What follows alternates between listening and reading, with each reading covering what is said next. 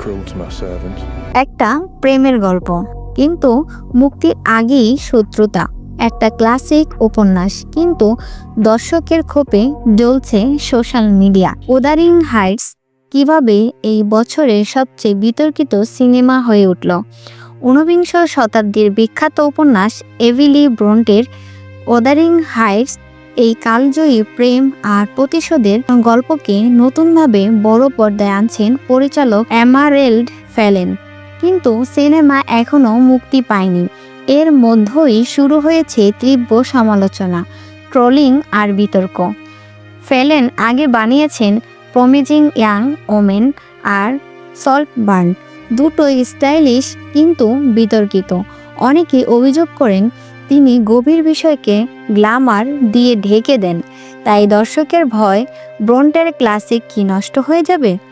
সবচেয়ে বড় বিতর্ক কাস্টিং নিয়ে। ক্যাথি চরিত্রের মার্ক রবি আর হিথক্লিফ চরিত্রের জ্যাক এলডিং। সমস্যা হলো উপন্যাসে তারা কিশোর বয়সের চরিত্র, কিন্তু বাস্তবে রবির বয়স ৩৫, এলট্রির বয়স ২৮। অনলাইনে কেউ লিখছেন তাদের দাঁত এত সুন্দর কেন?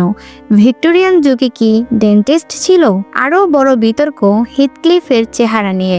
বইতে তাকে ডার্ক স্কিনড আউটসাইডার হিসেবে দেখানো হয়েছে, কিন্তু সিনেমায় একজন সাদা অভিনেতাকে নেওয়া হয়েছে।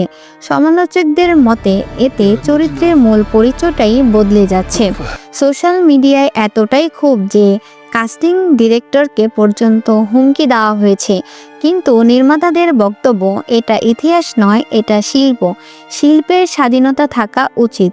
তাহলে প্রশ্ন হলো, এটা কি ক্লাসিকের অপমান নাকি সাহসী আধুনিক ব্যাখ্যা? ছবিটি মুক্তি পেলে বোঝা যাবে সমালোচকরা ঠিক নাকি ফ্যালেন আবারও চমক দেখাবেন। আপনি কি মনে করেন, এই কাস্টিং কি ঠিক হয়েছে? কমেন্টে জানান। আর এমন আপডেট পেতে সাবস্ক্রাইব করুন।